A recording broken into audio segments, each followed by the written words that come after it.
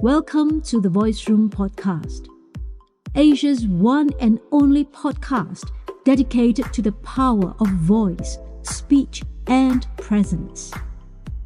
Whether you are tuning in from Singapore or anywhere else in the world, we are honored to have you here. Hello, friends. Welcome back to the Voice Room podcast. My name is Carina, and today we are diving into something deeply human, deeply powerful. That is the way our words can either heal or hurt. And more importantly, how to choose words that connect rather than divide. So let's dive straight in.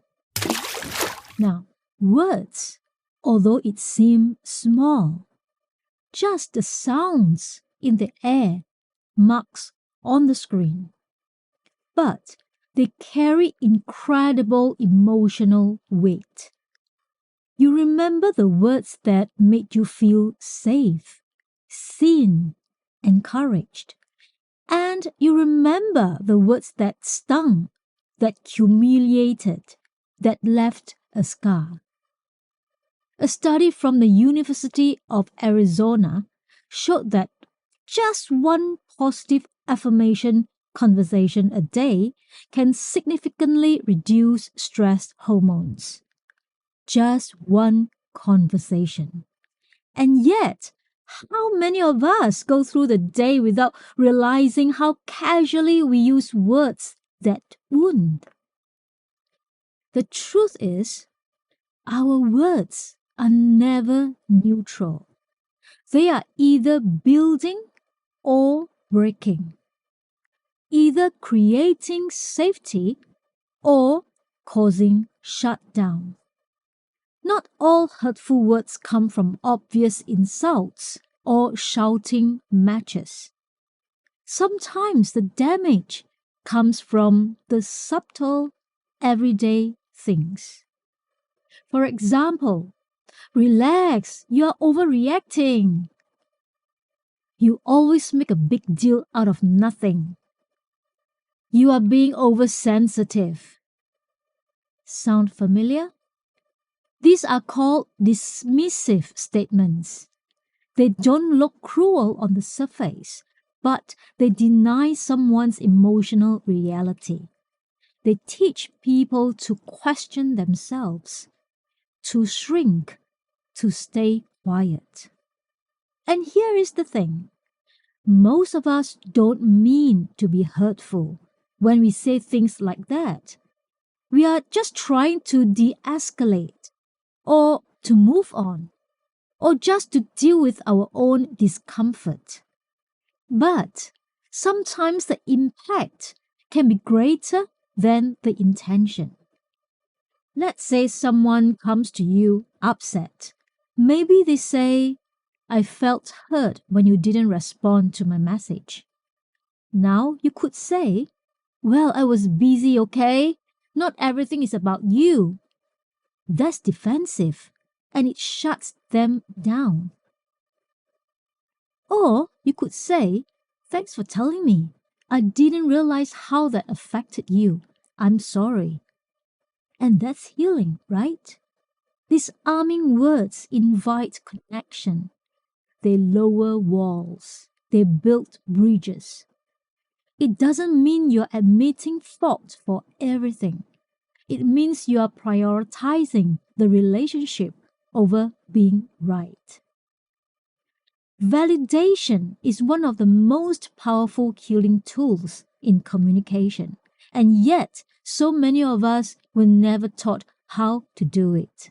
Let's talk about the language of validation. Validation doesn't mean agreeing. It means acknowledging. Try these phrases. "That makes sense." "I hear you." "I can see how that would be frustrating." "That must have been hard." These small sentences, when said with presence, have enormous healing power. When people feel heard, they soften. they breathe, they come back into the conversation. Let's shift inwards for a second. The most frequent voice you hear is your own voice. And the way you speak to yourself, that matters just as much, maybe even more. Do you use words that punish? For example, I'm such an idiot. I always screw things up. I'm so behind. I'll never catch up. Or do you say words that support? For example, I made a mistake, but I can learn. This is hard, but I'm still showing up. I'm doing my best, and that's enough today.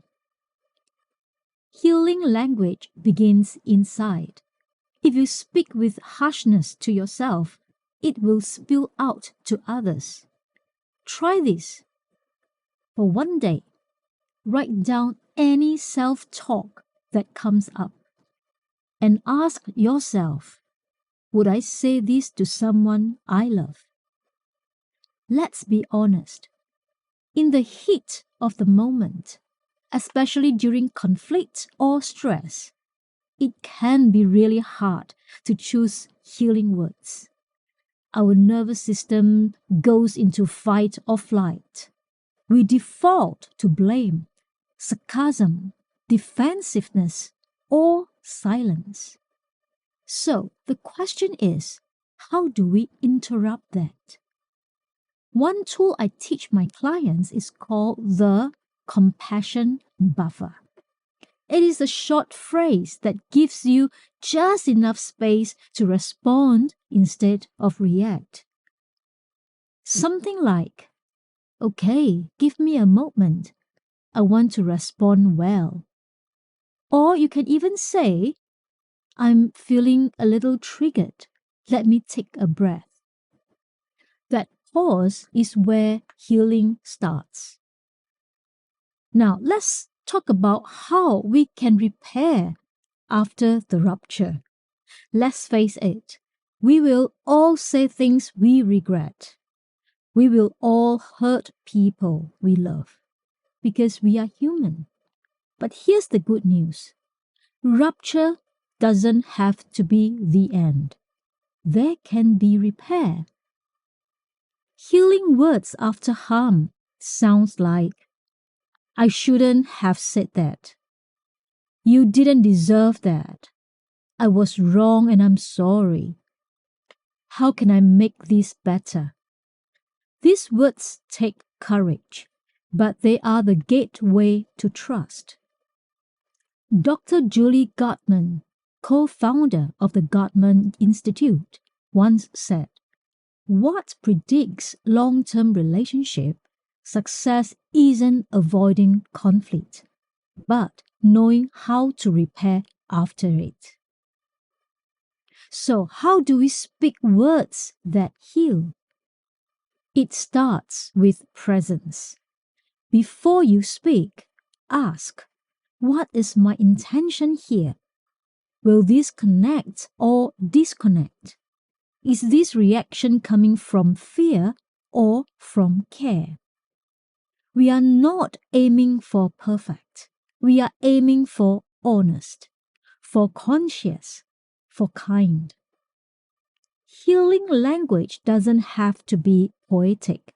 It doesn't have to be long. It lives in the small moments. Saying thank you with sincerity. Sending a one-line text and say, hey, I've been thinking of you. Leaving a voice note that says, you matter to me. Ending a conflict with, I love you, even when we argue. These micro moments add up. We all have been on both sides. We have said things we wish we could take back, and we have been healed by sentence that came at the right time. So today, I invite you to become more intentional with your words. Not just eloquent, but healing. Not just clear, but compassionate. not just powerful, but safe. Because words don't just communicate ideas, they communicate care, they communicate who we are.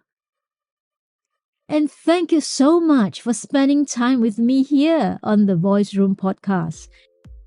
If this episode stirred something in you, please share it with a friend. Leave a comment and subscribe. And follow me on Instagram at The Voice Room for more tools, reflections, and conversations. I'm so excited to see you all in the next episode. Until then, speak with intention and let your words become bridges. Your voice is your power.